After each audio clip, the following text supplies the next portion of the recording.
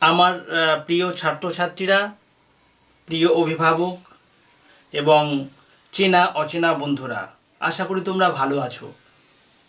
আজ পৃথিবীর এই দুর্দিনে আমরা সবাই সাবধান থাকব, এটাই আমাদের প্রতিজ্ঞা। যতই আমরা সাবধান থাকব, ততই আমরা নিরাপদে এবং সুস্থ থাকব। আমি ইতিমধ্যেই তোমাদের সঙ্গে প্রাচীন ভারতের ইতিহাস নিয়ে আলোচনা করেছি এবং চন্দ্রগুপ্ত মৌর্য পর্যন্ত আলোচনা হয়েছে।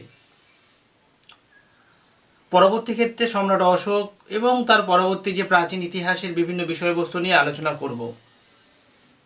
তবে যেহেতু দেশের লকডাউন চলছে, সেহেতু আমার প্রিয় ছাত্রছাত্রীদের স্কুল এবং প্রাইভেট টিউশন বন্ধ, তাই তাদের সুবিধার জন্য আমি দশম শ্রেণীর ইতিহাসের প্রথম অধ্যায় থেকে ব্যাখ্যামূলক আলোচনা করব।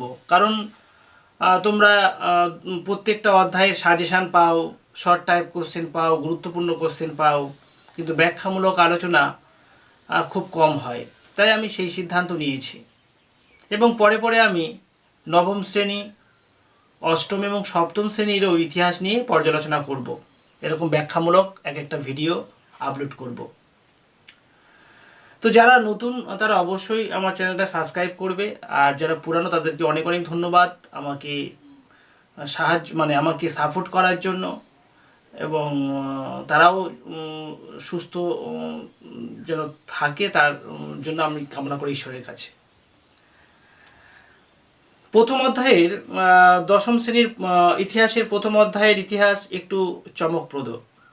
সেখানে সমস্ত বিষয় নিয়ে আলোচনা করা হয়েছে। নতুন বিষয় সামাজিক ইতিহাস।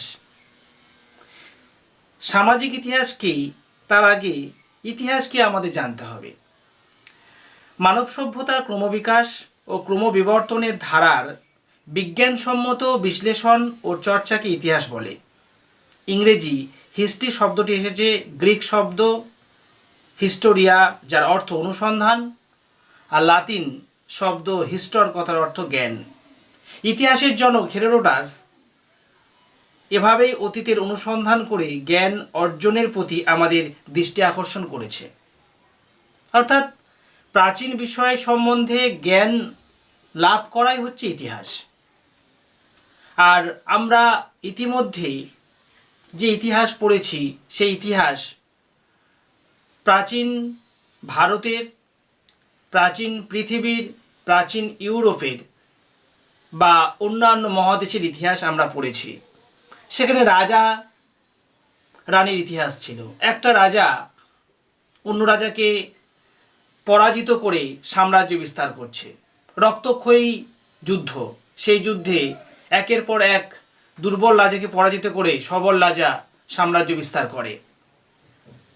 কিন্তু সামাজিক ইতিহাসের চরিত্র আলাদা, সামাজিক ইতিহাসের ধরন আলাদা।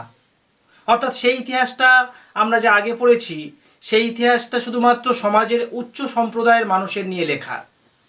সেখানে রাজা আছে, রানী আছে, সেখানে সাম্রাজ্য বিস্তারের জন্য বিভিন্ন শক্তিশালী রাজার নাম, বিভিন্ন বিখ্যাত বিখ্যাত সেনাপতির নাম এবং সমাজের উচ্চবিত্ত শ্রেণীর অবদানের উল্লেখ আছে। কিন্তু সমাজের নিম্ন সম্প্রদায়ের মানুষের কথা উল্লেখ নেই। বর্তমান ঐতিহাসিক গবেষকরা তারা বলছেন যে সমাজের নিম্ন সম্প্রদায়ের মানুষের ইতিহাসই হলো প্রকৃত ইতিহাস।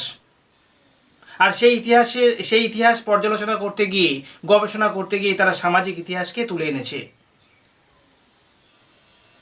বর্তমানের সেই উচ্চ শ্রেণীর মানুষের ইতিহাসকে পাশে রেখে নিম্ন সম্প্রদায়ের মানুষের কথা আলোচনা হয়েছে। তোমরা তো এতদিন ইতিহাস পড়েছ, সেখানে রাজা রানী, উচ্চবিত্তীয় সম্প্রদায়ের মানুষ, প্রধান সেনাপতি নাম ছাড়া ইতিহাসে আর কাদের নাম পেয়েছ? কিছু লেখকের নাম পেয়েছ, কিছু সভাকবির নাম পেয়েছ, কিন্তু সমাজের সাধারণ কৃষকের নাম পেয়েছ? অগণিত দেশের জন্য প্রাণ বলিদান দেওয়া সৈনিকের নাম পেয়েছ সেনাপতি ছাড়া? অর্থাৎ সেখানে সাধারণ মানুষের নাম নেই, খেটে খাওয়া কৃষকের নাম নেই, সেখানে শুধুমাত্র উচ্চবিত্তীয় সম্প্রদায়ের নাম আছে, কিন্তু বর্তমান ইতিহাসের আলোচনার প্রেক্ষাপট হচ্ছে সামাজিক ইতিহাসের, যে সমাজের নিম্ন সম্প্রদায়ের মানুষের ইতিহাসের কথা আলোচনা করতে হবে। এই যে সামাজিক ইতিহাসের যে পর্যালোচনা, এই পর্যালোচনা প্রথম কিন্তু শুরু হয়েছিল ইউরোপে। ইউরোপের ফ্রান্স, ইতালি এবং ইংল্যান্ড, এই তিনটে দেশে প্রথম এই সামাজিক ইতিহাসের পর্যালোচনা শুরু হয় এবং বিখ্যাত কয়েকজন ঐতিহাসিকের নাম র্যাঙ্কে, মেটল্যান্ড, মার্ক ব্লক, ফার্নান্ড ব্রদেল প্রমুখ ঐতিহাসিকরা এই সামাজিক ইতিহাস অর্থাৎ সামগ্রিক ইতিহাসের কথা আলোচনা করেছে, সোশ্যাল হিস্ট্রির কথা আলোচনা করেছে। এবং এই সোশ্যাল হিস্ট্রির কথা নিয়ে এই আলোচনা যে তারা যে পর্যালোচনা করেছে বা গবেষণা করেছে, এই গবেষণালব্ধ বিভিন্ন তথ্য প্রথম প্রকাশ হয়েছিল দ্য অ্যানালস পত্রিকায় 1929 খ্রিস্টাব্দে। দ্য অ্যানালস পত্রিকায় এই তথ্য প্রথম পর্যালোচনা করেছেন লুসিয়েন ফেভর। এই লুসিয়েন ফেভর তিনি এই সামাজিক ইতিহাস পর্যালোচনা করতে গিয়েই সমাজের নিম্ন সম্প্রদায়ের মানুষ, কৃষিজীবী মানুষ, খেটে খাওয়া সাধারণ ভবঘুরে মানুষ, ভাগ চাষির কথা, যারা হচ্ছে কৃতদাসের কথা এবং তার সঙ্গে সঙ্গে যারা শিল্প কারখানায় কাজ করে তাদের কথা আলোচনা হয়েছে। সমাজের অনামী মানুষের কথা আলোচনা করে এই পত্রিকায় সামাজিক ইতিহাসের সূত্রপাত করা হয়েছিল। এই যে নতুন সামাজিক ইতিহাস, এই নতুন সামাজিক ইতিহাস চর্চা নিয়ে রবীন্দ্রনাথ ঠাকুর এবং আমাদের দেশের বঙ্কিমচন্দ্র চট্টোপাধ্যায় কিছু তথ্য দিয়েছেন, তোমরা ক্লাস 8-এ পড়েছিলে। রবীন্দ্রনাথ ঠাকুর স্বয়ং বলেছিলেন যে আমাদের ইতিহাস কেন ভালো লাগে না। রবীন্দ্রনাথ ঠাকুরের সময় তিনি এই প্রথাগত ইতিহাস বইয়ে যে সমস্ত লেখা, যে সমস্ত গল্প তার কেন ভালো লাগতো না। বলছে এখানে ভারতের কথা নেই, এখানে কাদের কথা আছে? এখানে আমরা দেখেছি যে ভারতবর্ষের সাধারণ মানুষের কথা নেই, ভারতবর্ষের খেটে খাওয়া মানুষের কথা নেই, শুধুমাত্র বিদেশিরা এলো, ভারতীয় রাজাদেরকে পরাজিত করলো, তারা সাম্রাজ্য বিস্তার করলো, আবার তাদেরকে পরাজিত করার জন্য আবার বিদেশিরা এলো, তাদেরকে পরাজিত করলো, সাম্রাজ্য বিস্তার করলো, আবার তাদেরকে পরাজিত করার জন্য আবার বিদেশিরা এলো, তাদেরকে পরাজিত করে সাম্রাজ্য বিস্তার করলো। এখানে শুধু বিদেশিদের রমরমা, ভারতীয় কোথায়? আমি তুমি কোথায়? নেই। তো সেখানে রবীন্দ্রনাথ ঠাকুর বলছেন যেদিন থেকে আমি তুমি ইতিহাস লিখতে শিখব, সেদিন থেকেই কিন্তু প্রকৃত ভারতীয় ইতিহাস আলোচনা করা হবে। এটাই ঠিক, কিন্তু কারণ প্রাচীনকালের যে ইতিহাস লেখা শুরু হয়েছিল বিদেশিরা লিখেছিল, সেখানকার বিদেশি বিখ্যাত ঐতিহাসিকদের নাম আমরা পাই। চন্দ্রগুপ্ত মৌর্য, সম্রাট অশোকের ইতিহাস জানতে গেলে আমরা ইন্ডিকা গ্রন্থকে হাতড়ে বেড়াই। সেখানে ইন্ডিকা গ্রন্থে কী তথ্য আছে সেই তথ্যের উপর নির্ভর করে আমরা ইতিহাস লিখি। ইন্ডিকা গ্রন্থ কে লিখেছেন? মেগাস্তিনিস। তিনি একজন গ্রিক ঐতিহাসিক, সিলুকাসের সভাকবি। ভারতীয় কোথায়? রবীন্দ্রনাথ ঠাকুরের আক্ষেপটা ঠিক, এবং পরবর্তী ক্ষেত্রে যখন ভারতীয়রা ইতিহাস রচনা করতে শুরু করলো তখন ধীরে ধীরে কিন্তু ভারতীয় ইতিহাস পরিবর্তন হতে আরম্ভ করেছে। ভারতবর্ষের প্রাচীন ইতিহাস পরিবর্তন হতে আরম্ভ করেছে। সেখানে নতুন নতুন আমরা তথ্য পাচ্ছি, নতুন নতুন গবেষকরা নতুন নতুন তথ্য নিয়ে হাজির হচ্ছেন। সামাজিক ইতিহাসের ক্ষেত্রেও সেম। সামাজিক ইতিহাসের ক্ষেত্রে আমরা যদি সমাজের নিম্ন সম্প্রদায়ের মানুষের কথা আলোচনা করি, ঐতিহাসিকরা নিম্ন সম্প্রদায়ের মানুষের কথা আলোচনা করে, সেখান থেকেই কিন্তু প্রকৃত ভারতীয় ইতিহাস সম্বন্ধে আমরা আলোচনা করতে পারবো। একজন বিখ্যাত ঐতিহাসিকের নাম এই সময় মনে পড়ছে, যিনি হচ্ছে বিশেষভাবে উদ্যোগ নিয়েছিল সামাজিক ইতিহাস লেখার ক্ষেত্রে। তার নাম মিশেল ফুকো বা মিচেল ফুকো। এবং এই মিশেল ফুকো তার লেখা একটা বিখ্যাত গ্রন্থ ম্যাডনেস অ্যান্ড সিভিলাইজেশন, এই গ্রন্থে দেখিয়েছেন যে সাধারণ মানুষ হলো তারাই যাদের সমাজে অস্তিত্ব রয়েছে কিন্তু ইতিহাসে স্থান নেই, তারাই হচ্ছে সাধারণ মানুষ। অবশ্যই প্রাচীন ইতিহাস তুমি ঘেঁটে দেখো, সেখানে সাধারণ মানুষের কটা তুমি নাম পাবে? কজন কৃষকের নাম পাবে? কজন সাধারণ সৈনিকের নাম পাবে? কজন সাধারণ দাসের নাম পাবে? পাবে না। সেখানে রাজা, রানী, সেনাপতি এবং তাদের উচ্চবিত্তীয় সম্প্রদায়ের কিছু বিখ্যাত ব্যক্তি, তাদের পরামর্শদাতা, তাদের আমরা নাম পাচ্ছি। তাহলে সাধারণ মানুষ কারা? মিশেল ফুকো কি বলছেন? তিনি বলছেন সাধারণ মানুষ হলো তারাই যাদের সমাজের অস্তিত্ব রয়েছে কিন্তু ইতিহাসে স্থান নেই। এই কারণেই সামাজিক ইতিহাস লেখা শুরু হয়েছে, কারণ সমাজের সাধারণ মানুষের কথা ইতিহাসে যদি না আলোচনা করা যায় তাহলে প্রকৃত ইতিহাস তৈরি হবে না, এবং এটাই স্বাভাবিক। এবং এর জন্যই কিন্তু বিদেশি ঐতিহাসিকরা প্রথম এই উচ্চবর্গীয় রাজা রানীদের কথা আলোচনা করা ছেড়ে দিয়ে তাদের আলোচনা পাশে রেখে সমাজের নিম্ন সম্প্রদায়ের মানুষের কথা আলোচনা করতে শুরু করেছে। এখানে বলছে যে ইতিহাস চর্চার মূল কথা হচ্ছে study the history from below, অর্থাৎ নিচু তলা থেকে ইতিহাস চর্চা করে ওপর তলার উচ্চবর্গের দৃষ্টিপাত করা, অর্থাৎ নিচু তলার ইতিহাস চর্চা করে উচ্চতলার বা উঁচু তলার দৃষ্টিপাত করা বা দৃষ্টি আকর্ষণ করা। এখানে ইতিহাস চর্চার জন্য প্রচলিত যে হিস্ট্রি ল্যাবরেটরি বা মহাপেজখানায় বা ইতিহাসের সংগ্রহশালা থেকে যে সমস্ত তথ্য আমরা পাই, সেই সমস্ত তথ্য এমনি সাধারণ ইতিহাসের কথা আমরা পাবো। সেই ইতিহাসের তথ্য পাশে রেখে আমরা সমাজের নিম্ন সম্প্রদায়ের মানুষের সঙ্গে আমাদের মিশতে হবে, সমাজের নিম্ন সম্প্রদায়ের সাধারণ মানুষের সঙ্গে মিশতে হবে, তবেই তাদের পূর্বপুরুষদের কথা আমরা জানতে পারবো। আমরা বিভূতিভূষণের আরণ্যক উপন্যাস পড়েছি, ধুবড়ু পান্নার নামে একজন অরণ্যের রাজার কথা পড়েছি। সেখানে একটা বন জঙ্গল ঘেরা একটা অরণ্য, সেখানে একজন বয়স্ক বৃদ্ধ যার কথা বনের সমস্ত সকলের মানুষ শোনেন, এবং তিনিই হচ্ছে সেখানকার রাজা। তিনি সাধারণ মানুষ। এই সাধারণ মানুষের ইতিহাস সে বিভিন্ন তথ্য নিয়ে গল্প হিসাবেই বিভূতিভূষণ বন্দ্যোপাধ্যায় তার সাহিত্যে তুলে ধরেছেন। ঠিক তেমনি আমাদেরও যদি সামাজিক ইতিহাস রচনা করতে হয়, সামাজিক ইতিহাস সম্বন্ধে জানতে হয়, আমাদের কাছাকাছি কোনো অঞ্চলে গিয়ে সেই অঞ্চলের ইতিহাস যদি আমরা জানতে চাই, সেই অঞ্চলের মানুষের সঙ্গে আমাদের কথা বলতে হবে, তাদের সঙ্গে আমাদের মিশতে হবে, এবং তবেই আমরা সেই এলাকার সেই সাধারণ মানুষের অসাধারণ কীর্তি আমরা তুলে ধরতে পারবো। এটাই হচ্ছে সামাজিক ইতিহাস। এই সামাজিক ইতিহাসের মানে প্রথম দিকে ফ্রান্সের কিছু বিখ্যাত ঐতিহাসিক, ইংল্যান্ডের কিছু বিখ্যাত ঐতিহাসিক, আমেরিকার কিছু বিখ্যাত ঐতিহাসিক এবং ভারতবর্ষের কিছু বিখ্যাত ঐতিহাসিক তারা সামাজিক ইতিহাস নিয়ে রচনা শুরু করেন। এর মধ্যে উল্লেখযোগ্য কয়েকজন বিখ্যাত ব্যক্তি হচ্ছে ডক্টর রঞ্জিত গুহ, জ্ঞানেন্দ্র পাণ্ডে, গৌতম ভদ্র, পার্থ চট্টোপাধ্যায় প্রমুখ। তো এই যে নিচুতলার যে ইতিহাস, এই নিচুতলার ইতিহাসকে বলা হচ্ছে সাব অল্টার্ন হিস্ট্রি, বা এই নিচুতলার ঐতিহাসিক গোষ্ঠীকে বলা হয় সাব অল্টার্ন গোষ্ঠী। পৃথিবীতে সামাজিক ইতিহাসের জনপ্রিয়তা শুরু হয় 1970 খ্রিস্টাব্দের পর থেকে, আর ভারতে সামাজিক ইতিহাসের পর্যালোচনা শুরু হয় 1980 খ্রিস্টাব্দের পর থেকে। তাহলে সামাজিক ইতিহাস সম্বন্ধে তোমরা মোটামুটি একটা ধারণা তোমাদের হলো, বইটা একটু ভালো করে পড়বে আর একটু। তো এছাড়াও দেখো, এই সামাজিক ইতিহাসের ইতিহাসকে নিয়ে যদি পর্যালোচনা করা যায়, তাহলে সমাজের সাধারণ মানুষের সঙ্গে কোন কোন বিষয়বস্তু যুক্ত সেগুলো নিয়ে তোমার কিন্তু পর্যালোচনা করতে হবে। যেমন সমাজবদ্ধ মানুষের সঙ্গে খেলাধুলা যুক্ত, খেলার ইতিহাস নিয়ে তোমার আলোচনা করতে হবে।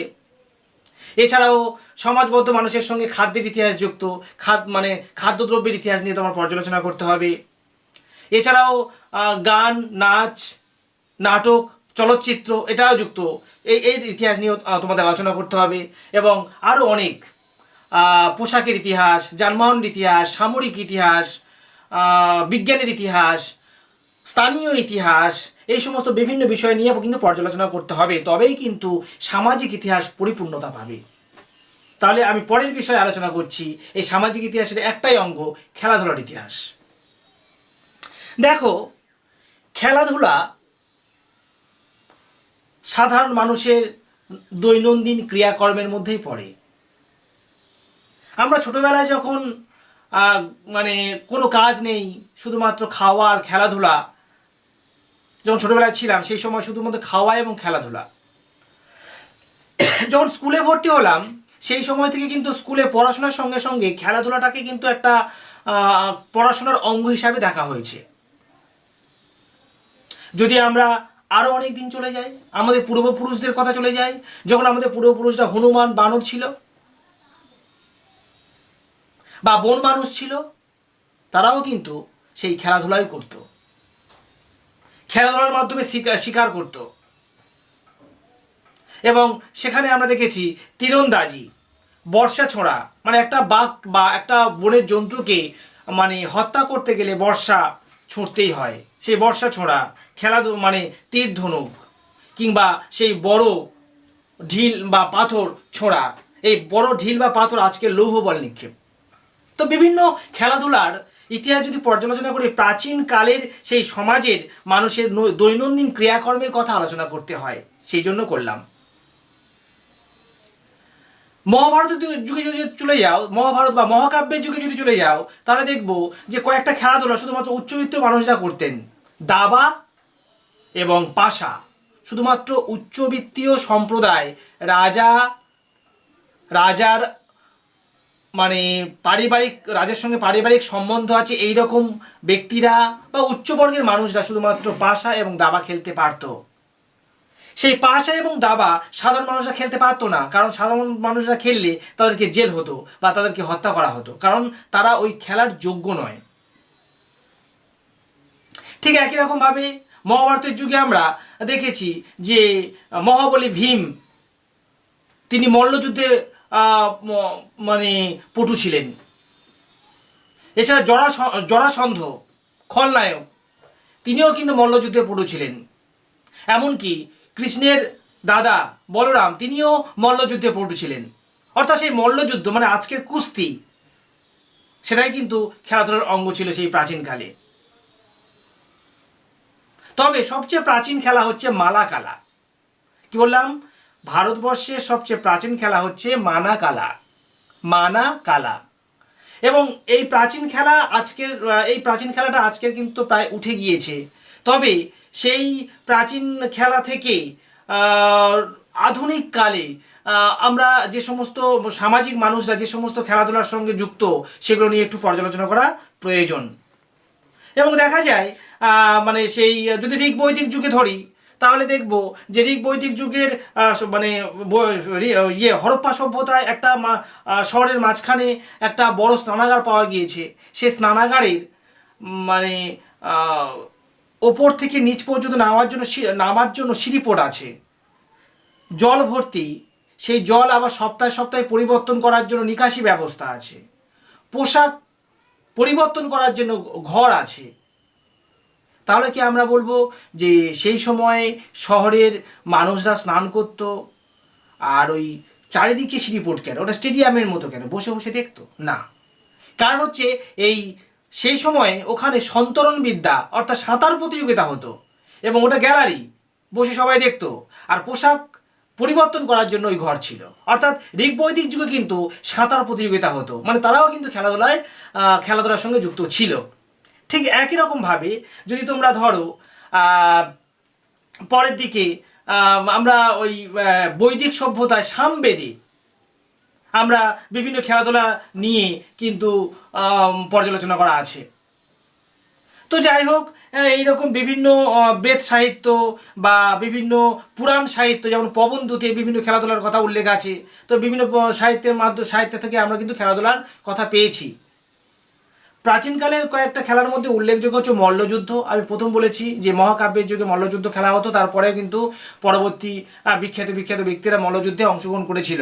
এবং মল্লযুদ্ধে একটা স্ট্যাটাস, সেই সময়কার জমিদাররা অনেক মল্লযোদ্ধাকে রাখতো, তাদের নিয়ে মুগুর ভাসত এবং প্রতিযোগিতা করতো অন্য জমিদারদের সঙ্গে। সেই সময়ে বাংলার দুজন বিখ্যাত মল্লযোদ্ধা ছিলেন যতীন্দ্রপ্রসাদ গুহ এবং ফণীন্দ্রকৃষ্ণ গুহ। যতীন্দ্রপ্রসাদ গুহ এবং ফণীন্দ্রকৃষ্ণ গুহ। এই যতীন্দ্রপ্রসাদ গুহ গোবর নামে পরিচিত, ডাক নাম ছিল গোবর। এবং কথিত আছে যে যতীন্দ্রপ্রসাদ গুহ কোনো জায়গায় যদি প্রতিযোগিতায় অংশগ্রহণ করত, তাহলে সেই প্রতিযোগিতায় অন্য কোনো মল্লযোদ্ধা নাম লেখাতো না প্রতিযোগিতা করার জন্য, কারণ তার সঙ্গে মল্লযোদ্ধা করা মানে পা কিংবা হাত ভাঙবেই। পরবর্তী ক্ষেত্রে যতীন্দ্রপ্রসাদ গুহকেও পা ভেঙে দেওয়া হয় এবং তিনি অবসর নিয়েছিল। তারপরেই উঠে আসে ফণীন্দ্রকৃষ্ণ গুহ এবং তিনিও যথেষ্ট দক্ষতার সঙ্গে মল্লযুদ্ধে অংশগ্রহণ করতেন। এছাড়াও দেখো এই সময়ে আরও কিছু খেলাধুলার কথা আমি বলবো, যেমন আমাদের ভারতবর্ষের বিখ্যাত কয়েকটা খেলার কথা আলোচনা না করলে চলবে না। যেমন ফুটবল বিখ্যাত খেলার মধ্যে পড়ে, কারণ যখন ক্রিকেট ভারতে জনপ্রিয়তা তেমনভাবে অর্জন করেনি, সেই সময় ফুটবলের বিখ্যাত কয়েকজন ব্যক্তি ফুটবলকে স্বমহিমায় পৌঁছে দিয়েছিলেন।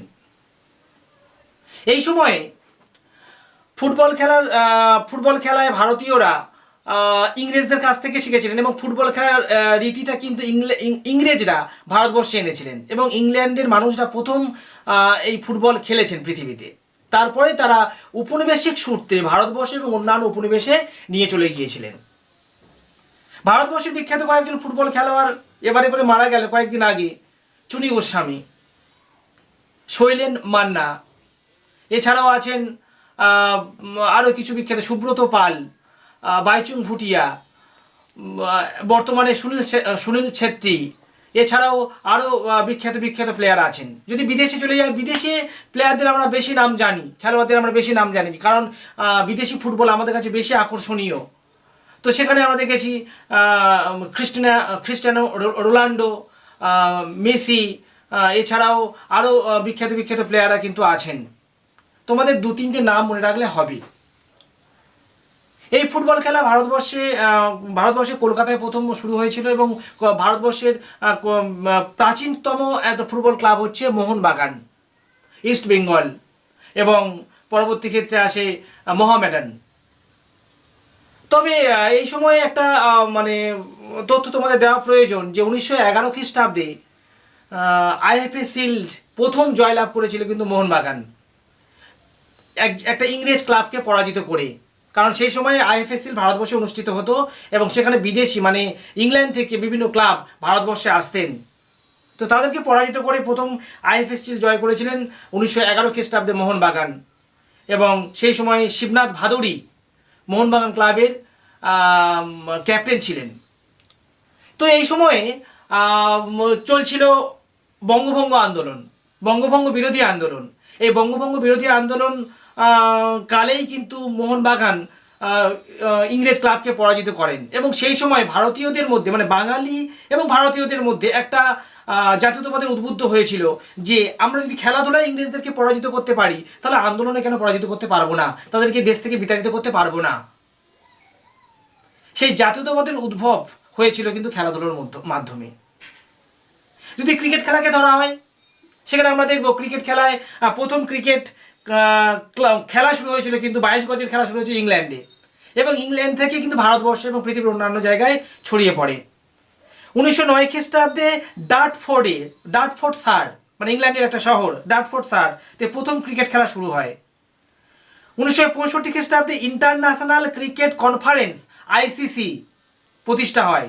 আবার বলছি, ইন্টারন্যাশনাল ক্রিকেট কনফারেন্স আইসিসি। পরবর্তী ক্ষেত্রে 1989 সালে নাম পরিবর্তন হয় ইন্টারন্যাশনাল ক্রিকেট কাউন্সিল, সেই আইসিসি থাকে। আগে ছিল ইন্টারন্যাশনাল ক্রিকেট কনফারেন্স, তারপরে নাম পরিবর্তন হয়ে হয় ইন্টারন্যাশনাল ক্রিকেট কাউন্সিল। তো পরবর্তী ক্ষেত্রে 1887 খ্রিস্টাব্দে ইংল্যান্ডের প্রথম মহিলা ক্রিকেট ক্লাব তৈরি হয় এবং 1773 খ্রিস্টাব্দে প্রথম মহিলা ক্রিকেট বিশ্বকাপ হয়েছিল। প্রথম কিন্তু মহিলা বিশ্বকাপ হয়েছিল, তারপরে পুরুষ বিশ্বকাপ হয় এবং প্রথম মহিলা বিশ্বকাপ হয় এবং মানে এই যে ক্রিকেট, এই ক্রিকেটে যেহেতু 22 গজের খেলা, ভারতবর্ষে তারা আসেন এবং এই ক্রিকেটকে কেন্দ্র করে ভারতবর্ষে ভারতীয়দের মধ্যে কিন্তু জাতীয়তাবাদের উদ্ভব হয়। ইংরেজদের মধ্যে একটা মানে অহমিকা ছিল, একটা দম্ভ ছিল। সেটা কি, যে তাদের কাছে ক্রিকেট খেলায় কেউ পারবে না, তাই তারা যে সমস্ত ইংরেজ আধিকারিকরা, যে সমস্ত ইংরেজ শাসকরা ভারতবর্ষে আসতেন, তারা কিন্তু ভারতবর্ষে ভারতীয়দের এক একটা গ্রামকে চ্যালেঞ্জ ছুড়ে দিতেন যে তোমরা যদি ক্রিকেট খেলায় আমাদের হারাতে পারো তাহলে 3 বছরের খাজনা মুকুব, আর যদি আমরা তোমাদের হারাতে পারি তাহলে খাজনা ডবল হবে। অনেক গ্রাম চ্যালেঞ্জ দিত, হেরে যেত, আবার জয়লাভ করতো এবং ইতিহাসে বিভিন্ন তথ্য থেকে আমরা জানতে পারি যে কিছু কিছু গ্রাম তারা কিন্তু সেই চ্যালেঞ্জ অ্যাকসেপ্ট করেছিল এবং জয়লাভ করেছিল এবং সেখান থেকেই জাতীয়তাবাদের উদ্ভব হয় ওই সমস্ত অঞ্চলে। ভারতীয়রা ক্রিকেটে প্রথম থেকে দক্ষতার পরিচয় দিয়েছিল। সেখানে আমরা বিখ্যাত ক্রিকেটার রঞ্জিত সিংজি, ক্রিকেট ভক্ত রঞ্জিত সিংজি, তার নাম অনুযায়ী কিন্তু ভারতবর্ষে রঞ্জি ট্রফি শুরু হয়েছিল। কয়েকজন বিখ্যাত ক্রিকেটারের মধ্যে উল্লেখযোগ্য মনসুর আলী খান পাঠৌরি, ভারতবর্ষের প্রাক্তন ক্যাপ্টেন। কপিল দেব নিখাঞ্জ, 1983 খ্রিস্টাব্দে বিশ্বকাপ জয়ী দলের ক্যাপ্টেন। মহেন্দ্র সিং ধোনি, 1911 খ্রিস্টাব্দের বিশ্বকাপ জয়ী দলের ক্যাপ্টেন। এছাড়াও আরও বিখ্যাত কয়েকজন ক্রিকেটার আছে, যেমন সচিন তেন্ডুলকর, যার নাম না করলে ভারতবর্ষের ক্রিকেটের ইতিহাস অপূর্ণ থেকে যাবে। সেই Sachin Tendulkar, Sourav Ganguly, the wall, Rahul Dravid, VVS Laxman, এছাড়াও আছেন নবজোৎ সিং সিধু, অরুণ লাল। এই সমস্ত বিখ্যাত ক্রিকেটার ভারতবর্ষের ক্রিকেটকে তার স্বমহিমায় পৌঁছে দিয়েছিল। তাহলে সামাজিক ইতিহাস পর্যালোচনা করতে গেলে এই ক্রিকেটের ইতিহাস পর্যালোচনা করতে হবে, কারণ এই সমস্ত মানুষগুলো তারা কিন্তু অনেকেই সমাজের অনেকটা নিচু তলা থেকেই উঠে এসে স্বমহিমায় তাদের শক্তি উজাড় করে দিয়ে স্ব ক্ষেত্রে তারা কিন্তু জনপ্রিয়তা লাভ করেছে। এছাড়াও আরও কিছু খেলাধুলো আছে যে খেলাধুলার মাধ্যমে ভারতবর্ষের জাতীয়তাবাদের প্রসার ঘটেছিল, সামাজিক ইতিহাসকে আরও পরিপূর্ণতা করেছিল। যেমন টেনিসে বিখ্যাত একজন ভারতীয় টেনিস প্লেয়ার হচ্ছে লিয়েন্ডার পেজ, মহেশ ভূপতি, সানিয়া মির্জা। এবং ব্যাডমিন্টনে বিখ্যাত কয়েকজন হচ্ছে গোপীচাঁদ, পিভি সিন্ধু, এছাড়া হচ্ছে আরও কিছু বিখ্যাত প্লেয়ার আছেন। ভারতবর্ষের এই যে খেলাধুলার ইতিহাস, এই খেলাধুলার ইতিহাস যদি আরেকটু ব্যাখ্যামূলকভাবে আলোচনা করা যায়, হকিতে ভারতীয়রা আগাগোড়াই একটা মানে বিশ্বের দরবারে প্রথম স্থান অধিকার করেছিল। অলিম্পিক খেলায় প্রতি 4 বছর অন্তর অলিম্পিক খেলা হয়, তোমরা জানো। সেই অলিম্পিক খেলায় 1928 সালে প্রথম ভারতীয় দল অংশগ্রহণ করেন হকিতে, এবং ওই বছর থেকে হকি খেলা শুরু হয়েছিল। সেই হকি প্রথম বছর থেকেই তারা কিন্তু স্বর্ণপদক লাভ করে এবং টানা 8 বার স্বর্ণপদক লাভ করেছিল। একবার রৌপ্য পদক এবং একবার ব্রোঞ্জ পদক লাভ করে হকিতে। এবং হকির বিখ্যাত প্লেয়াররা হচ্ছে জয়পাল সিং, স্বাধীন ভারতের প্রথম হকি দলের ক্যাপ্টেন ছিলেন এবং প্রথম অলিম্পিকে গিয়ে ভারতের জাতীয় সঙ্গীত গেয়েছিলেন এবং স্বর্ণপদক লাভ করেছিলেন।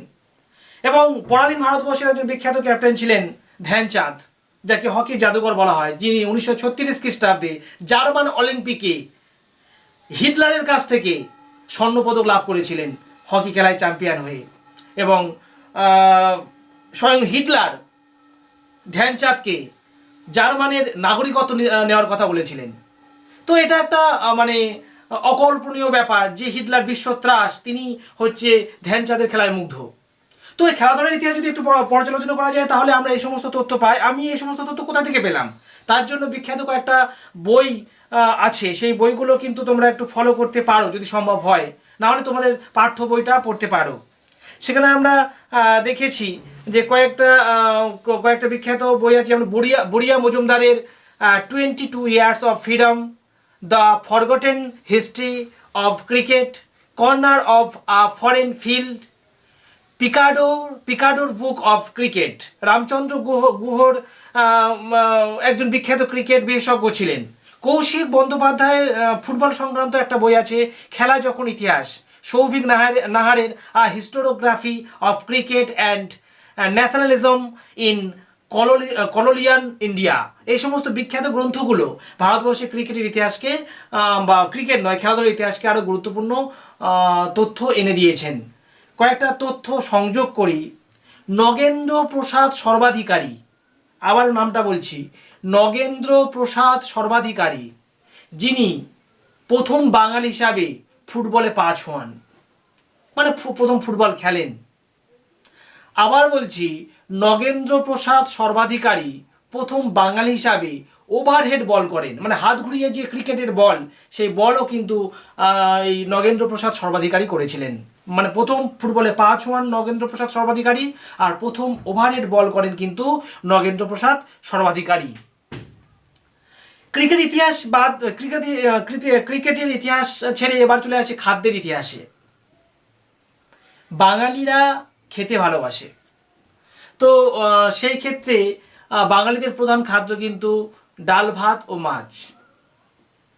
কিন্তু খাদ্যের ইতিহাস যদি পর্যালোচনা করতে হয় তাহলে কিন্তু ভারতবর্ষ বা পৃথিবীর খাদ্যের ইতিহাস তো পর্যালোচনা করতে হবে, যদি সামাজিক ইতিহাসের সঙ্গে খাদ্যের ইতিহাস যদি যুক্ত হয়। সেখানে খাদ্যের ইতিহাস আলোচনা করতে গেলে আগে বাংলাদেশ থেকে শুরু করতে হবে। যে আমাদের বাংলাদেশের বিখ্যাত একটা খাবার বা মিষ্টান্ন রসগোল্লা। এই রসগোল্লা প্রথম কিন্তু বাঙালিরাই তৈরি করেন। প্রথম যে আমরা দেখবে দোকানে একটা শক্ত শক্ত রসগোল্লা পাওয়া যায়, যেটা রসের খুব একটা ডোবানোর প্রয়োজন মনে হয় না, সেই শক্ত রসগোল্লার প্রথম তৈরি করেছিলেন নদিয়ার হারাধন ময়রা। এই হারাধন ময়রা প্রথম শক্ত রসগোল্লা তৈরি করেন এবং পরবর্তী ক্ষেত্রে এই রসগোল্লাকে আরও মডিফাই করে কলকাতার নবীনচন্দ্র ময়রা, আসল নাম হচ্ছে নবীনচন্দ্র দাস, তিনি মিষ্টি তৈরি করতেন বলে তাকে সবাই ময়রা বলে ডাকতেন।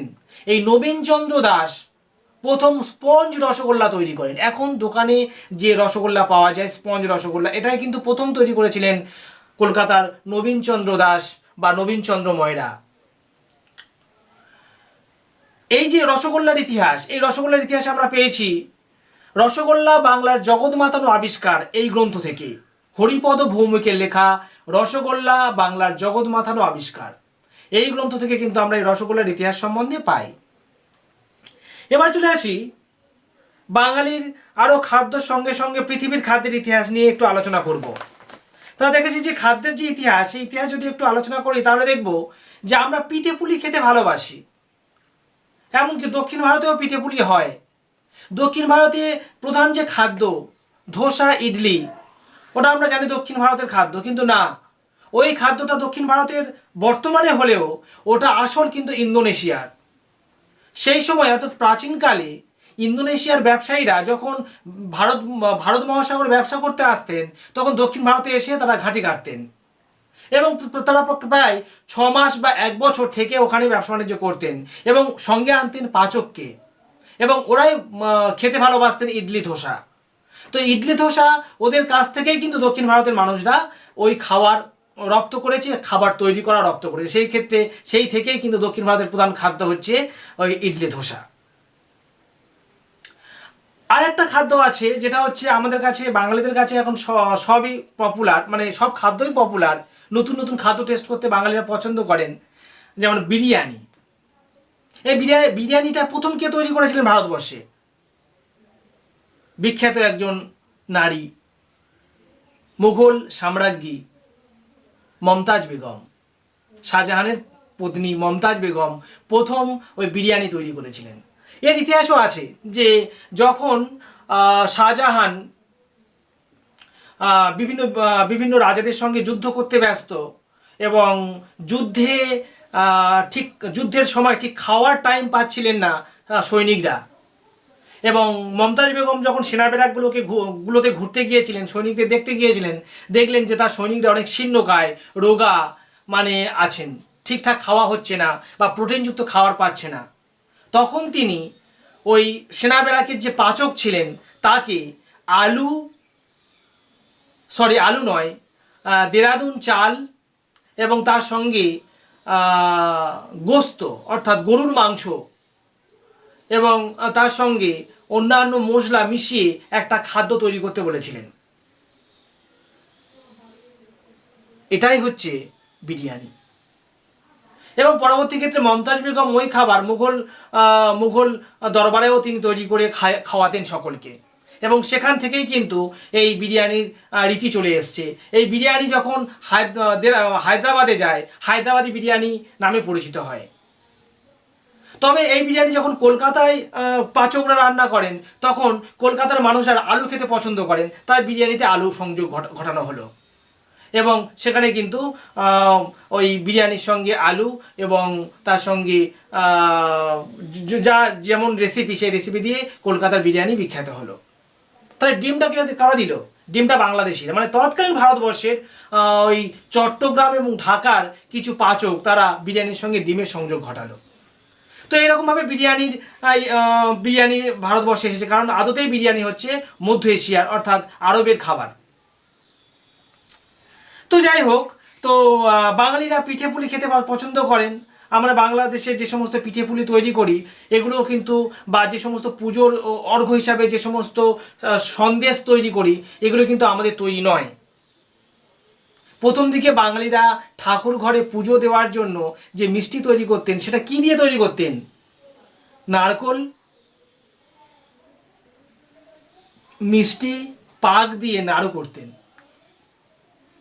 পর্তুগিজরা ভারতবর্ষে যখন এলেন, তাদের পর্তুগিজরা যেখানে থাকতে, যে কলোনি, সেই কলোনিতে তারা যখন ওই মিষ্টি তৈরি করতেন, তখন কিন্তু ওই নারকোল মিষ্টির সঙ্গে দুধ মিশিয়ে ফুটিয়ে একটা মানে একটা অতি সুস্বাদু একটা মিষ্টি তৈরি করতেন, এবং সেই মিষ্টি ছাঁচে ফেলে একটা সুন্দর নকশা তৈরি করে তারা পরিবেশন করতেন। এটা থেকেই বাঙালিরা কিন্তু ওই ছাপানো মিষ্টি বা ছাঁচযুক্ত মিষ্টি তৈরি করা শেখে। এছাড়াও দেখো, এই সময় আরও কয়েকটা বিদেশি খাবারের নাম বলবো, যেমন ময়দা আর ডিম দিয়ে তৈরি সেমাইয়ের মতো এক ধরনের সরু সরু খাবার জিনিস, যেটাকে আমরা নুডল বলি। আবার আরব বণিকরা সিসিলিতে খেত পাস্তা, আর এই পাস্তা ময়দা আর ডিমের লেচি জল দিয়ে মেখে শুকিয়ে সেমাইয়ের মতো তৈরি করে খাওয়ানো হতো। নাম হচ্ছে ম্যাকারনি বা স্প্যাগেটি। এইরকমভাবে বিদেশি খাবার কিন্তু আমাদের ভারতবর্ষে এসেছে, এবং এর সঙ্গে সঙ্গে এই যে আমাদের ভারতীয়রা আমাদের বাঙালিরা এত আলু খায়, আলু কিন্তু আমাদের ভারতীয় নয়। ওই লাল আলু, যেটাকে সাদা আলু বলা হয়, যে গোল আলু, বা যে সমস্ত পটল এবং অন্যান্য যে সমস্ত আনুষঙ্গিক যে সমস্ত শাকসবজি, সেগুলো কিন্তু ভারতীয় নয়, ভারতীয় তৈরি হয়নি। কিউবা বা লাতিন আমেরিকার থেকে এই সমস্ত খাবার ভারতবর্ষে এসেছে। ইংরেজ ইস্ট ইন্ডিয়া কোম্পানির কর্মচারীরা বা পর্তুগিজ ইস্ট ইন্ডিয়া কোম্পানির কর্মচারীরা যখন ওই সমস্ত দেশে ব্যবসা বাণিজ্য করতে যায়, সেখান থেকে চারা গাছ বা সেখান থেকে বীজ এনে ভারতবর্ষে চাষ করেছে, এবং সেখান থেকে ভারতীয়রা কিন্তু প্রচুর আলু খাওয়া শুরু করেছে। তো যদি তোমরা ভাবো, যদি ভারতীয়রা আলু না খেত বা আলু না পেত, আমাদের ভারতবর্ষে কিন্তু এত ডায়াবেটিস রোগীর রমরমা হতো না, যদি ওরা আলু না আনতো। তো যাই হোক, এইরকমভাবে বিদেশ থেকে বিভিন্ন ফসল বা বিভিন্ন খাদ্য ভারতবর্ষে এসেছে, এবং ভারতীয়রা তাদের মতো করে সেটাকে ব্যবহার করতে শিখেছে। আমরা ইতিহাসে এটাও জেনেছি যে স্কটল্যান্ডকে কিসের দেশ বলা হয়? কেকের দেশ বলা হয়, কারণ স্কটল্যান্ড হচ্ছে কেকের জন্য বিখ্যাত। আর একটা তথ্য তোমাদের দেব, যেটা হচ্ছে ভারতবর্ষের বিভিন্ন প্রদেশে বিভিন্ন খাদ্যদ্রব্য ব্যবহার করা হয়। যেমন আমাদের বাংলাদেশে ভাত, মাছ, ডাল। আবার যদি পাঞ্জাব বা ওই সমস্ত উত্তর ভারতে চলে যাও, সেখানে ডাল তড়কা, রুটি তড়কা। দক্ষিণ ভারতে যেতে গেলে আতপ চালের ভাত এবং তরকারি, কিংবা ইডলি ধোসা। আবার যদি পশ্চিম ভারতে চলে যাও, ওখানেও কিন্তু কিছু কিছু ভাত ব্যবহার করা হয়, আবার তার সঙ্গে রুটি তড়কা ব্যবহার করা হয় বা সবজি তড়কা ব্যবহার করা হয়।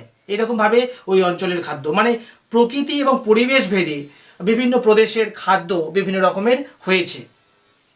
আবার কোনো কোনো শহরে বিভিন্ন খাদ্য বিখ্যাত, বিভিন্ন মিষ্টান্ন বিখ্যাত, যেমন দিল্লির লাড্ডু, কলকাতার রসগোল্লা,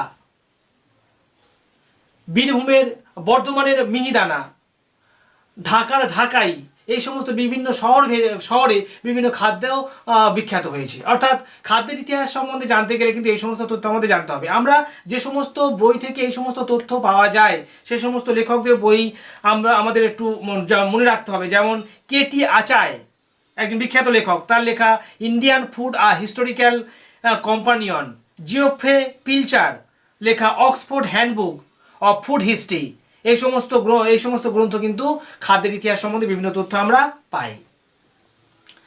এবার চলে এসো শিল্প চর্চার ইতিহাস সম্বন্ধে।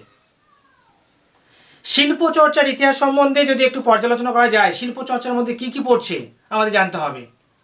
শিল্প চর্চার মধ্যে পড়ছে সঙ্গীত, নৃত্য, নাটক এবং চলচ্চিত্র। সঙ্গীত নিয়ে যদি পর্যালোচনা করা হয়, তাহলে দেখব যে আমরা কিন্তু ভারতীয়রা কেন, পৃথিবীর মানুষরা, যে কোনো মানুষ গান ভালোবাসে। অনেকে গান করতে পারে না, কিন্তু সেই গান শুনলে মন ভালো হয়ে যায়। আবার মাঝে মাঝে আমরা ঠোঁটও মেলাই সেই গানের সঙ্গে সঙ্গে। অর্থাৎ গান সমস্ত মানুষের মানসিকতা, মনোরোগ সারিয়ে তোলে। এই গান কিন্তু প্রাচীনকাল থেকেই পৃথিবীতে এসছে। প্রাচীনকালে প্রাচীনকালে সামবেদে এই গ্রামের বিভিন্ন তথ্য আমরা পাই। অর্থাৎ প্রাচীন ভারতীয় সভ্যতায়ও গান নিয়ে চর্চা হয়েছে। ঠিক একই রকমভাবে ভারতবর্ষের বিভিন্ন ভাবে, যেমন প্রাচীন ভারতবর্ষের রাজ দরবারে বিভিন্ন গায়করা তারা বিভিন্ন গান করতেন। মুঘল যুগে বা সুলতানি যুগে তেমন গান নিয়ে তেমন চর্চা না হলেও মুঘল যুগে কিন্তু চর্চা হয়। সেই সময় বিখ্যাত গায়ক তানসেন এবং আরও বিখ্যাত কয়েকজন গায়ক ছিলেন যারা তাদের সঙ্গীতের মাধ্যমে আগুন জ্বালাতে পারতেন। তানসেন বিখ্যাত একজন হিন্দু গায়ক ছিলেন মুঘল দরবারে। তার সঙ্গে আরবীয়দের বা আরবের গায়কদের কম্পিটিশন হতো। তানসেনের নাকি এতই ঈশ্বর প্রদত্ত গানের রক্ত ছিল তার, যে তিনি গান গাইলে জল আসতো, গান গাইলে ভোরের পাখি বসন্তের পাখি কুহু করে ডাকতো, আবার গান গাইলে মেঘ করে আসতো, গান গাইলে আগুন জ্বলতো। তো এরকম বিভিন্ন তথ্য আমরা পাই। অর্থাৎ গান নিয়ে তিনি চর্চা বা তার যে অভিজ্ঞতা বা তার যে ক্ষমতা, সেই ক্ষমতার ইতিহাস কিন্তু আমরা ইতিহাসের বিভিন্ন তথ্য থেকে পেয়েছি। তো মোগল যুগে এই সমস্ত গান নিয়ে চর্চা হতো, কিন্তু সেই গান পরবর্তী ক্ষেত্রে যখন ইস্ট ইন্ডিয়া কোম্পানি এলো, সেই গানের চর্চা ইউরোপিয়ান ভাবধারা কিন্তু ভারতবর্ষে চলে এলো। ভারতবর্ষের এই যে গান নিয়ে বিভিন্ন চর্চা, এই চর্চা থেকে আমরা বুঝতে পারি যে ভারতবর্ষের অঞ্চলভেদে বিভিন্ন গান বিখ্যাত। যেমন অঞ্চলভেদে আমাদের বাংলায় আঞ্চলিক একটা বিখ্যাত গান হচ্ছে বাউল। গেরুয়া বসনধারী এক তারা হাতে, যাদের কোনো ধর্ম নেই, তারা মানুষের গান গেয়ে বেড়ান। যার নাম লালন ফকির বিখ্যাত, যিনি নিজেই 10,000 গান লিখেছিলেন এবং 10,000 গান বিভিন্ন গ্রামে ঘুরে ঘুরে করতেন। ঠিক একই রকমভাবে আমরা দেখেছি যে পাঞ্জাবের উটচালকরা টপ্পা গান গাইতেন। উট চালাতে যে গান গাইতেন তার নাম হচ্ছে টপ্পা। এবং যার প্রবর্তক নাকি ছিলেন গোলাম নবী। আবার মন আপ্লুত করা গান হচ্ছে ঠুংরির প্রবর্তন করেছিলেন বড়ে গোলাম আলী খাঁ। আরবের রাজার প্রতি স্তুতিমূলক গান প্রস্তাবনাকে বলা হয় গজল। আমরা যে গজল মাঝে মাঝে শুনি বিভিন্ন জায়গায়, সেগুলো কিন্তু আরবের রাজাদেরকে সন্তুষ্ট করার জন্য এই স্তুতি গান করা হতো, সেটাকে গজল বলা হতো। তো এই যে গানের ইতিহাস নিয়ে যদি আধুনিককালে গানের ইতিহাস নিয়ে যদি একটু পর্যালোচনা করা যায়, তাহলে দেখবো আধুনিককালে ভারতবর্ষের বিখ্যাত কয়েকজন গায়কের নাম যদি বলা হয়, তাহলে বলবো যে লতা মঙ্গেশকর, মোহাম্মদ রফিক, হেমন্ত মুখোপাধ্যায়, মান্না দে প্রমুখ বিখ্যাত। আর এখন গায়কের নাম তো তোমরা সবাই জানো। তো গান ছাড়াও আরেকটা শিল্প চর্চার ইতিহাসে আরেকটা গুরুত্বপূর্ণ দিক হচ্ছে নৃত্য ভারতবর্ষের প্রাচীনতম একটা শিল্প চর্চা। বিভিন্ন দেবতার গৃহে অবিবাহিত নারীরা নৃত্য করতেন এবং তারা ঈশ্বরের প্রতি তাদেরকে সমর্পণ করতেন। তো এই যে নৃত্য নিয়ে আমাদের ভারতবর্ষের বিভিন্ন অঞ্চলে নৃত্যের বিভিন্ন ভাগ আছে, অঞ্চলভেদে বিভিন্ন নাম আছে। যেমন দেখো, এই সময়ে দক্ষিণ ভারতের কর্ণাটকের মোহিনী নাট্যম বা কৃষ্ণ নাট্যম বিখ্যাত, তামিলনাড়ুর ভারতনাট্যম, পুরুলিয়ার ছৌ নাচ, অন্ধ্রের কুচিপুড়ি নৃত্য, কেরালা ও মালাবারের কথাকলি নৃত্য বিখ্যাত। এছাড়াও রবীন্দ্রনাথের গান নিয়ে যে নৃত্য অনুষ্ঠান হয় রবীন্দ্র নৃত্য, নজরুল ইসলামের গান নিয়ে যে নৃত্য অনুষ্ঠিত হয় নজরুল নৃত্য, এই সমস্ত নৃত্যও বিখ্যাত। এছাড়াও শিল্পচর্চার ইতিহাসে আরেকটা গুরুত্বপূর্ণ দিক হচ্ছে নাটক বিভিন্ন রকমের আছে। 1970 দশক নাগাদ বা 1970 দশকের আগে ভারতবর্ষে যখন কমিউনিস্ট আন্দোলন শুরু হলো এবং বিভিন্ন জায়গায় কমিউনিস্ট বামপন্থী রাজনীতির উদ্ভব এবং তারা সফল হতে আরম্ভ করলো, মানুষদেরকে মোটিভেট করার জন্য তারা বিভিন্ন পথনাটিকা, গণনাটিকা, মঞ্চ নাটক, এই সমস্ত নাটক অনুষ্ঠান করতেন। এবং এই সমস্ত রাস্তার মধ্যে যে নাটক অনুষ্ঠান হতো সেটাকে বলা হয় পথনাটিকা। আবার অল্প সময়ের মধ্যে যে নাটক হয় তারা বলা তাৎক্ষণিক নাটক। আবার বড় রঙ্গমঞ্চে নাটক অনুষ্ঠান হয়, সেটা পূর্ণাঙ্গ নাটক বলা হয়। যেমন ভারতবর্ষের বিখ্যাত একজন নাট্যকার হলেন নটি বিনোদিনী, আর একজন রঙ্গমঞ্চের বিখ্যাত অভিনেতা হলেন গিরিশ ঘোষ, রামকৃষ্ণদেবের পরম ভক্ত গিরিশ ঘোষ। তো সেই সময়কার বিখ্যাত আরও কিছু নাটকের নাম আমাদের জানা দরকার, যেমন টিনের তলোয়ার, দিল্লি চলো, কার লেখা? উৎপল দত্তের, বিখ্যাত রঙ্গমঞ্চ অভিনেতা, চলচ্চিত্রের বিখ্যাত খলনায়ক হিসাবে আমরা চিনি, এবং তিনি বিখ্যাত নাট্যকারও ছিলেন। তো এই যে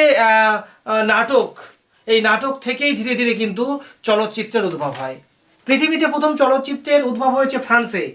সেখানে ফ্রান্সের বিভিন্ন জায়গায় মানে প্রথমে ওই শর্ট ফিল্ম তৈরি করা হতো, এবং সেটা 1 মিনিট কিংবা 2 মিনিটের শর্ট ফিল্ম, হেঁটে হেঁটে যাচ্ছে, নাচতে নাচতে যাচ্ছে, বা বক্সিং করছে, এইরকম শর্ট ফিল্ম তৈরি হতো। সেটা তৈরি হয়েছিল কিন্তু 1896 খ্রিস্টাব্দে। ভারতবর্ষেও কিন্তু প্রথম শর্ট ফিল্ম তৈরি হয় 1896 সালে, সেটাও কিন্তু ফ্রান্সের কিছু বিখ্যাত ব্যক্তিরা আনেন। তো সেই শর্ট ফিল্মের মাধ্যমে ধীরে ধীরে ভারতবর্ষের চলচ্চিত্রের উদ্ভব হয়, এবং ভারতবর্ষের প্রথম একটা ফিল্ম স্টাডি তৈরি হয়, এবং ফিল্ম স্টাডিতে দেখা যায় প্রথম কিন্তু স্বল্প দৈর্ঘ্যের একটা তথ্যচিত্র ছিল, তার নাম পুণ্ডলিক।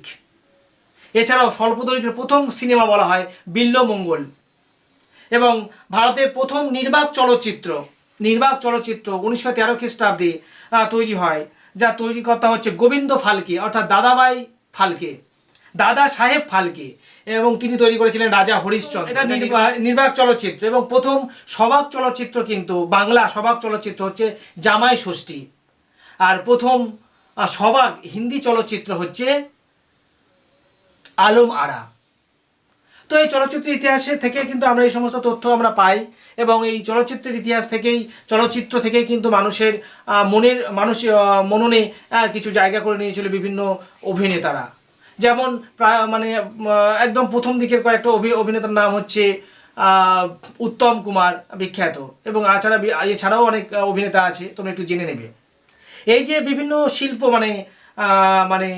শিল্প চর্চার ইতিহাস পর্যালোচনা করার জন্য বিখ্যাত ব্যক্তি কয়েকটা গ্রন্থ রচনা করেছিলেন। সেই সমস্ত গ্রন্থে একটু মনে রাখা প্রয়োজন। যেমন শিশির কুমার বসুর 100 বছরের বাংলা থিয়েটার, সত্যজিৎ রায়ের একেই বলে শুটিং, ব্রজেন্দ্রনাথ বন্দ্যোপাধ্যায়ের বঙ্গীয় নাট্যশালার ইতিহাস, আশুতোষ ভট্টাচার্যের বাংলা নাট্য সাহিত্যের ইতিহাস, কপিলা বাস্তবায়নের ভারতের নাট্য ঐতিহ্য, এই সমস্ত গ্রন্থ বিখ্যাত। এবার চলে আসি পোশাক পরিচ্ছদের ইতিহাস নিয়ে। পোশাক পরিচ্ছদের ইতিহাস যদি একটু পর্যালোচনা করা যায়, তাহলে আমাদের প্রাচীনকালে ফিরে যেতে হবে। প্রাচীনকালে মানুষ যখন বনে বাস করত, তখন তারা লজ্জা নিবারণের প্রয়োজন মনে হতো না তাদের, কারণ তারা দলবদ্ধভাবে বাঁচত না, থাকতো না, একা একা থাকতো বা দুজন থাকতো। যখন মানুষ গোষ্ঠীবদ্ধ হলো, তখন তাদের লজ্জা নিবারণের প্রয়োজন হলো। গাছের ছাল, গাছের পাতা, পশুর চামড়া দিয়ে তারা লজ্জা নিবারণ করত। কিন্তু পরবর্তী ক্ষেত্রে মানুষ যতই আধুনিক হলো, ততই কিন্তু তারা ওই পোশাক লজ্জা নিবারণের জন্য পোশাকের ভ্যারাইটি আসতে আরম্ভ করলো। তারা পশুর চামড়া দিয়ে নানা রকম ডিজাইনের পোশাক তৈরি করতে আরম্ভ করলো, এবং সেই সঙ্গে সঙ্গে তারা কিন্তু আধুনিক পোশাকের সূচনা করলো, এবং পশম এবং অন্যান্য দ্রব্যের ব্যবহার শুরু করেছিল তারা। এই পোশাক পরিচ্ছদের ইতিহাস সেটা কিন্তু রুচি এবং জলবায়ু অনুযায়ী পরিবর্তন হয়েছে। যেমন আমাদের ভারতবর্ষে তোমরা দেখো, ভারতবর্ষের বিভিন্ন প্রদেশের বিভিন্ন পোশাক প্রচলিত। যেমন বাংলায় মেয়েরা শাড়ি, ছেলেরা ধুতি পরত।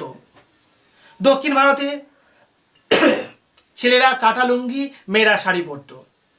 উত্তর ভারত, বিশেষ করে পাঞ্জাব, দিল্লি বা ওই সমস্ত সংলগ্ন এলাকায় মেয়েরা সালোয়ার কামিজ, এবং ছেলেরা ওই ধুতি টাইপ বা ওই রকম কিছু একটা পোশাক পরতেন।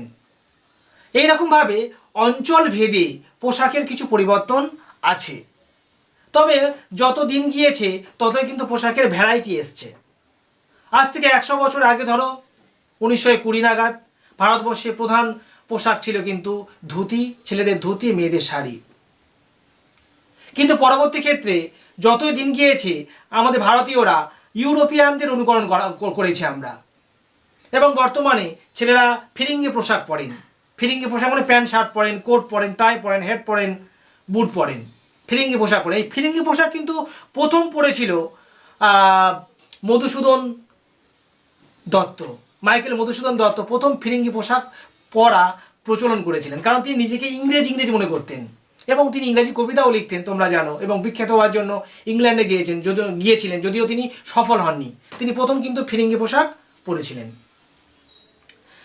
তো এই সময়ে ভারতবর্ষের বিখ্যাত পোশাক হচ্ছে বাঙালিয়ানা পোশাক। আমরা জানি যে আমাদের বাঙালিরা আগে যে শাড়ি পরার রীতি ছিল সেটাকে আটপৌরে শাড়ি বলা হতো, কিন্তু বর্তমানে মানে যে স্টাইলে, দুটো স্টাইলে শাড়ি পরা হয়, একটা হচ্ছে ব্রাহ্মিকা স্টাইল আর একটা হচ্ছে পার্শ্বিক স্টাইল। ব্রাহ্মিকা স্টাইল মানে কুচিয়ে শাড়ি পরে আঁচলটা পিছনে দেওয়া, আর পার্শ্বিক স্টাইল মানে কুচিয়ে শাড়ি পরে আঁচলটা সামনে দেওয়া। তো এই দুটো শাড়ি পরার রীতি প্রচলন করেছিলেন কিন্তু ঠাকুর পরিবারের বিখ্যাত একজন মহিলা জ্ঞানদা নন্দিনী দেবী, সত্যেন্দ্রনাথ ঠাকুরের বউ, অর্থাৎ রবীন্দ্রনাথ ঠাকুরের মেজ বৌদি। জ্ঞানদা নন্দিনী দেবী প্রথম এই পার্শ্বিক এবং ব্রাহ্মিকা স্টাইলের শাড়ি পরতেন। এছাড়াও দেখো, তো পরবর্তী ক্ষেত্রে এই শাড়ি পরার রীতিটা কিন্তু সমগ্র ভারতবর্ষে ছড়িয়ে পড়েছিল। এছাড়াও দেখো, এই যে পোশাক পরিচ্ছদের ইতিহাস, এই পোশাক পরিচ্ছদের ইতিহাস যদি বলা যায়, যেমন কেরালার পুরুষরা যে পোশাক পরে তার নাম হচ্ছে মুন্ডু জামা ও নারীর শাড়ি, পশ্চিমবঙ্গের পুরুষের ধুতি কুর্তা ও নারীর শাড়ি, পাঞ্জাবের পুরুষের লুঙ্গি কুর্তা ও নারীর সালোয়ার কামিজ, গুজরাটের অঙ্গারাখা ও নারীর চেন্নিয়া চল্লি নামের পোশাক তারা পরতেন। অর্থাৎ এরকম নাম আছে বিভিন্ন। এই পোশাক পরিচ্ছদের ইতিহাস নিয়ে বিভিন্ন গ্রন্থ আছে, যেমন পিটার ম্যাকলিনের 4 খণ্ডে প্রকাশিত বই fashion critical and primary sources, Emma টার্লনের clothing matters, dress and identity in India, Malay রায়ের বাঙালির বেশবাস বিবর্তনের রূপরেখা, রবার্ট রসের ক্লোথিং আর গ্লোবাল হিস্ট্রি। এই সমস্ত গ্রন্থ থেকে আমরা পোশাক পরিচ্ছদের ইতিহাসের বিভিন্ন তথ্য পেয়েছি। তাহলে আজকে এত পর্যন্ত। পরের দিন বাকি সামাজিক ইতিহাসের বিভিন্ন যে সমস্ত ভাগ আছে সেগুলো নিয়ে আলোচনা করব। তোমরা অবশ্যই এটা ভালো করে দেখবে, এবং যারা পুরানো যারা নতুন তারা হচ্ছে সাবস্ক্রাইব করবে এবং বেল আইকনে ক্লিক করবে, যাতে ভিডিও আপলোড করার সঙ্গে সঙ্গে তোমরা পেয়ে যাও। আর তোমরা খুব সুস্থ থাকবে।